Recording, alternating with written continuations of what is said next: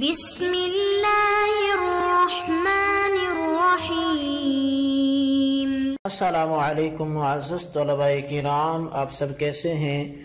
آج ہم موطا امام محمد کے سبق نمبر 92 کو پڑھیں گے۔ آج کے ہمارے سبق کا عنوان ہے جہاد کی فضیلت کا بیان۔ آج کے ہمارے سبق کی عبارت باب و فضل الجہاد سے شروع ہوتی ہے۔ اب آج کے سبق میں ایک تو ہم جہاد کی فضیلت کے حوالے سے پڑھیں گے اور دوسرا اس کے بعد ایک دوسرا باب ہے باب ما یکون من الموت شہادتاً، کہ یہ باب ہے اس شخص کی موت کے حوالے سے کہ جس کا مرنا شہادت شمار کیا جائے۔ تو کئی ایک ایسے اسباب ہیں کہ جن میں مرنے والے کو حدیث پاک میں شہید کہا گیا، تو وہ کون سے ہیں ان کا بھی ذکر جو ہے وہ اگلے باب میں ہوگا۔ تو بہرحال پہلے ہم پہلی حدیث پڑھتے ہیں۔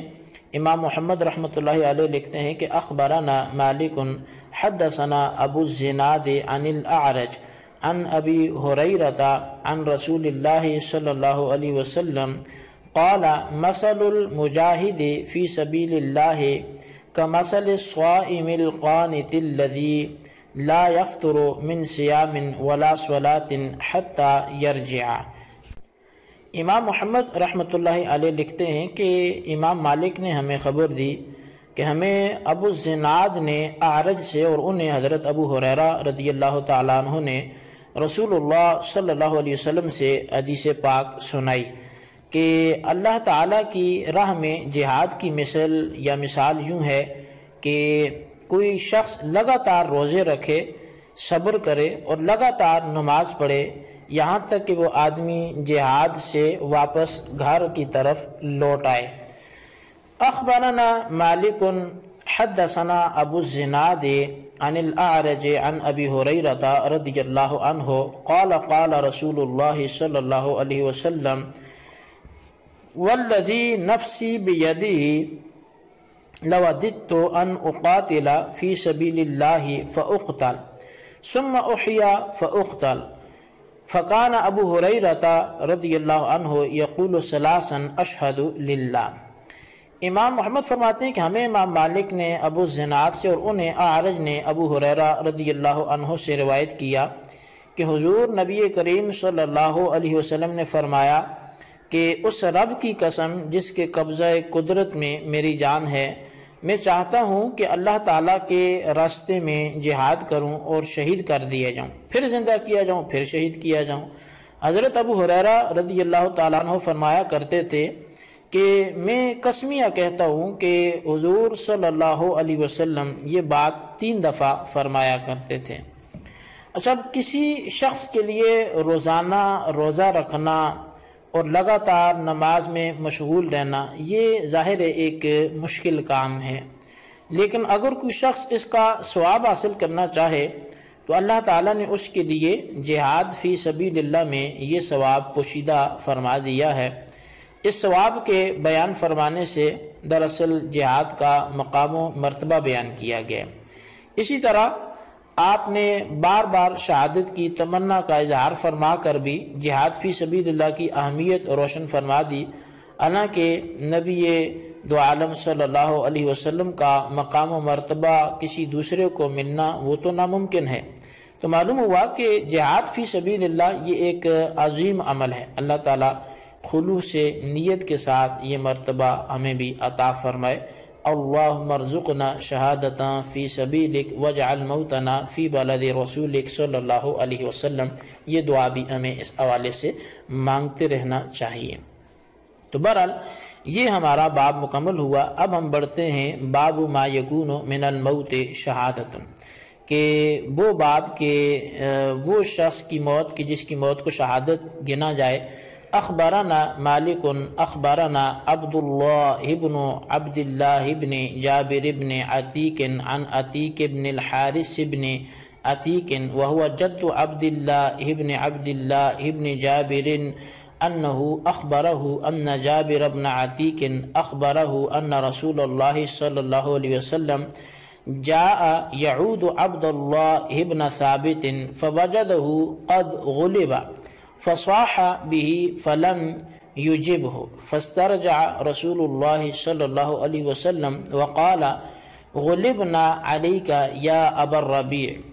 فصاح النسوة وبكينا فجعل ابن عتيك يسكنهن. فقال رسول الله صلى الله عليه وسلم دعهن فإذا وجب فلا تبكين باكية. قالوا وما الوجوب يا رسول الله صلى الله عليه وسلم؟ قال إذا مات قالت ابنته والله إني كنت لأرجو أن تكون شهيدا فإنك قد كنت قضيت جهادك. قال رسول الله صلى الله عليه وسلم إن الله تعالى قد وقع أجره على قدر نيته وما تعدون الشهادة؟ قالوا القتل في سبيل الله. قال رسول الله صلى الله عليه وسلم الشهادة 7 سوى القتل في سبيل الله: المطعون شهيد والغريق شهيد وصاحب ذات الجنب شهيد وصاحب الحريق شهيد والذي يموت تحت الهدم شہید والمرأة تموت بجمع شہید والمبتون شہید. یہ ایک طویل حدیث پاک ہے جو امام محمد رحمۃ اللہ علیہ لے کے آئے ہیں، اور آپ فرماتے ہیں کہ ہمیں امام مالک نے خبر دی اور انہیں عبداللہ بن جابر بن عتیق نے عتیق بن حارث بن عتیق سے، جو عبداللہ بن جابر کے نانا ہیں، خبر دی کہ رسول اللہ صلی اللہ علیہ وسلم عبداللہ بن ثابت کی عیادت کے لیے تشریف لائے، تو ان پر حالت نظر طاری دیکھی تو آواز دی لیکن کوئی جواب نہ دیا۔ اس پر نبی اکرم صلی اللہ علیہ وسلم نے انا للہ و انا الیہ راجعون فرمایا، اور اللہ تعالیٰ کا حکم غالب ہے۔ اس پر عورتوں نے رونا شروع کر دیا۔ پھر عورتوں کو ابن عتیق نے خاموش کرانا چاہا تو حضور صلی اللہ علیہ وسلم نے فرمایا کہ انہیں چھوڑ دو، اور جب واجب ہو گیا تو کوئی نہ رونے پائے۔ لوگوں نے پوچھا کہ واجب ہونا کیا ہے؟ فرمایا جب فوت ہو جائے۔ مرنے والے کی بیٹی نے کہا خدا کی قسم مجھے امید تھی کہ اے ابا جان تم شہید ہوگے، کیونکہ آپ نے جہاد کی تمام تیاری مکمل کر لی تھی۔ اس پر نبی علیہ الصلوۃ والسلام نے فرمایا اللہ تعالی نے اس کا اجر و ثواب اس کی نیت کے مطابق عطا فرما دیا ہے۔ اور سنو تم شہادت کہتے کیسے ہو؟ تو کہنے لگے کہ اللہ کی راہ میں مارا جانا شہادت ہے۔ تو آپ صلی اللہ علیہ وسلم نے فرمایا اس شہادت کے علاوہ بھی 7 قسم کے شہید ہیں: طاعون سے مرنے والا، ڈوب کر مرنے والا، نمونیا سے مرنے والا، جل کر مرنے والا، دیوار وغیرہ کے نیچے دب کر مرنے والا، عورت وضع حمل میں مرنے والی، اور پیٹ کی بیماری سے مرنے والا، یہ سارے بھی تو شہید ہیں۔ اخبرنا مالک حدثنا سمی عن ابی صالح عن ابی ہریرہ رضی اللہ عنہ ان رسول اللہ صلی اللہ علیہ وسلم قال بینما رجل یمشی وجد غصن شوک علی الطریق فأخرہ فشکر اللہ له فغفر له وقال الشهداء 5 المبتون شهيد والمطعون شهيد والغريق شهيد وصاحب الهدم والشهيد في سبيل الله. وقال لو يعلم الناس ما في النداء والصف الأول ثم لم يجدوا إلا أن يستهموا عليه لاستهموا ولو يعلمون ما في التهجير لاستبقوا إليه ولو يعلمون ما في العتمة والصبح لأتوهما ولو حبوا. امام محمد رحمۃ اللہ علیہ اس باب کی دوسری حدیث ذکر کرتے ہیں، اور یہ ابواب الصلاۃ کی آخری حدیث ہے۔ اس کے بعد ابواب الجنائز شروع ہونے لگا ہے۔